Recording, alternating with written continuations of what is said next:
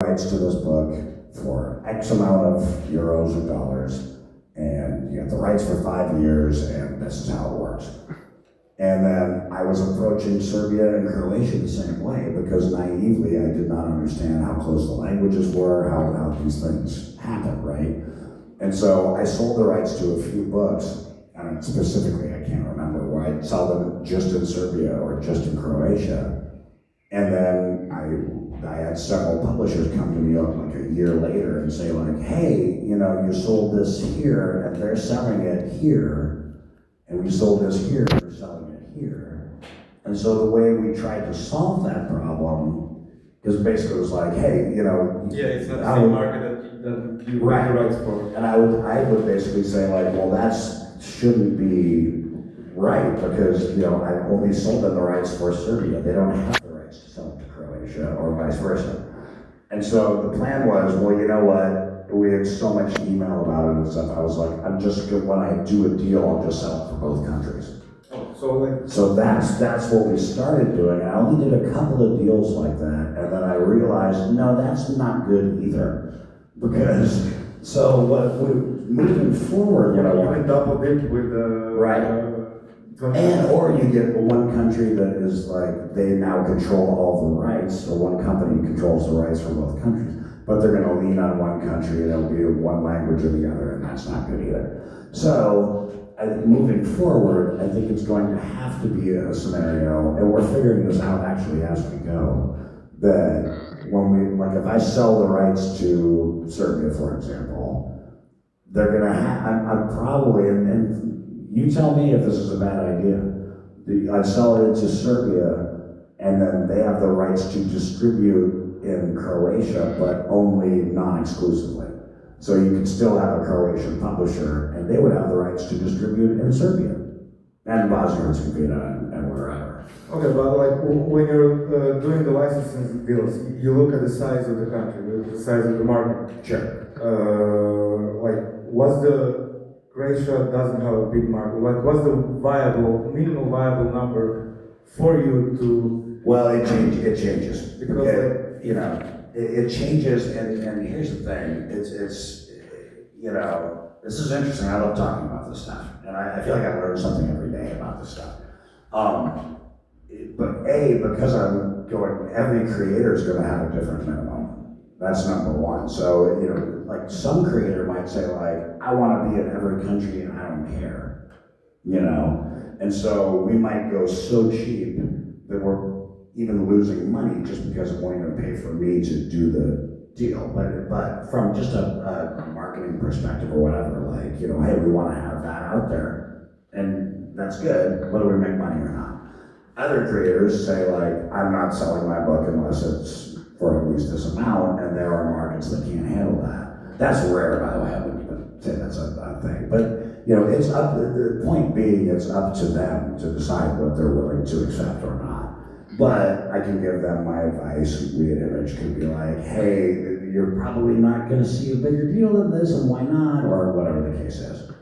But the other thing is that they get paid a royalty, right? So, and it's, I could get into the weeds of boring with the details, but you're looking worldwide something like an 8 to 10% royalty on sales. But then they have to pay in advance against that. But the good news is it amounts to a sliding scale. So if you have a smaller country is only going to sell whatever 300, 400, 500 copies or whatever, then they still have to make just enough money to start paying royalties basically. Whereas maybe in France it's a bigger market.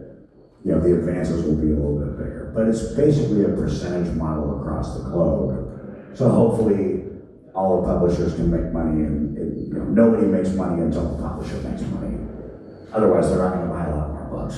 Yeah. So that's the question for the audience, I guess.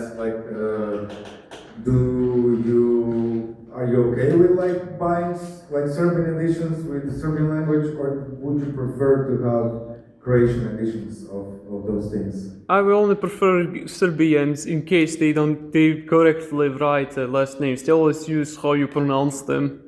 I just find it awkward.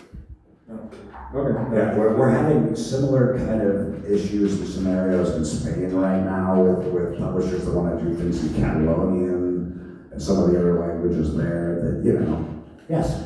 Just a quick question. How do you say this with Germany and Austria as they have the same language basically also? Yeah, you know, that's a good question. I don't think I've ever done a deal in Austria. And I think that it's just German books being sold in Austria. I've shamefully not done a lot of research in that. But when I He's saw gonna go home and start like the lawsuit against the the German German deals do tend to include like Austria, Switzerland, you know, different areas like that. Yeah. Okay, yeah. Mhm. The Germans actually read comic books? Germans do read comic books. You know, and this is an interesting thing to me, but like, I've been licensing a little bit less into Germany, and we're selling a little bit more English language stuff into Germany. So it all sort of, you know, manages to eke its way out. One of the reasons for that, I think, is that there's just a large English-speaking population in Germany, and so the English sales, and generally, this isn't always the case, but the English version comes out first. So a lot of what happens with manga out there too, where like, you know, that initial version comes out in English. If you're a huge fan, you just read it. And so the market has shrunk a little bit for translations, but I still sell a ton of books into Germany. I mean, it's, you know, I used to sell probably every book into Germany, and now it's like half of them or something. But yeah, there's still a big market. Like half? Not Of our titles. I mean, we do, to be fair, we do, like, I feel like we do 80 titles a month or something crazy, so it's a lot of contracts. So what's the like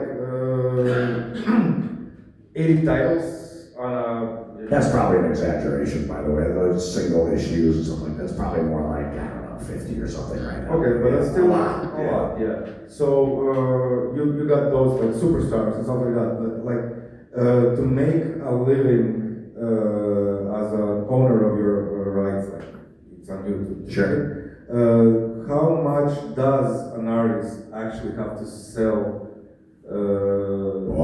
Because it's like it has to be viable to keep on going. Like 50 titles. How many of them fall off, and how many of them continue? What's the lifespan of the titles? Man, it's such a difficult question to answer because there's so many different variables in terms of, you know, if you're an artist, or let's say you're a writer and you have a great idea and you want to pitch the book, you know, well, are you going to pay someone? Do you have your best friend who's going to draw it for free and get a piece of the pie, or are you going to pay someone $600 a page because they're a rock star, you know?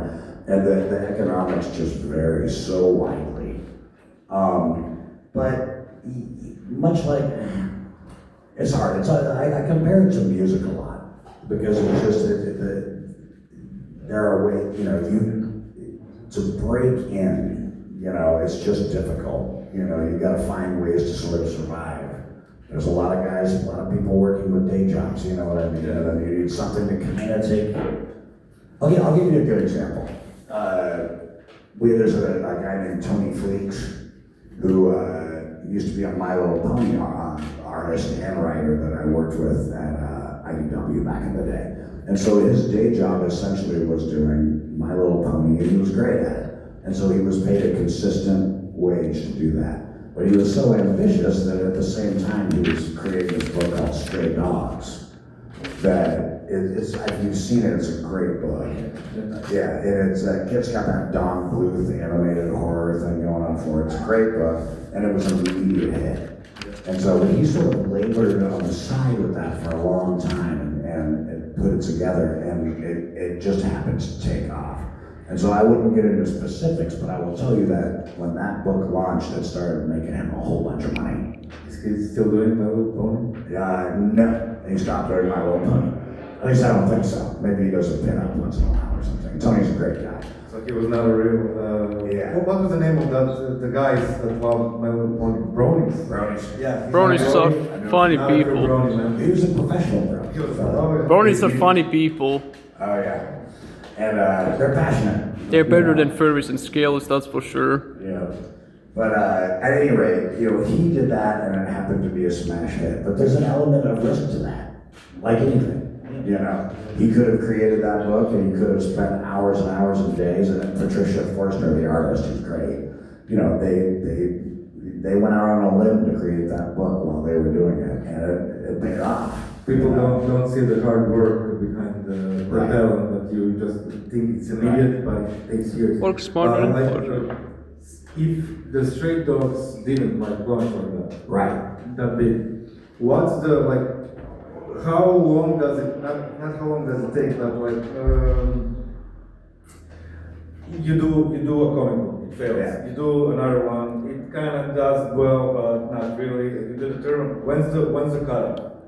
I mean, I think it's a good question, but I think that's different for everybody. I mean, I think that there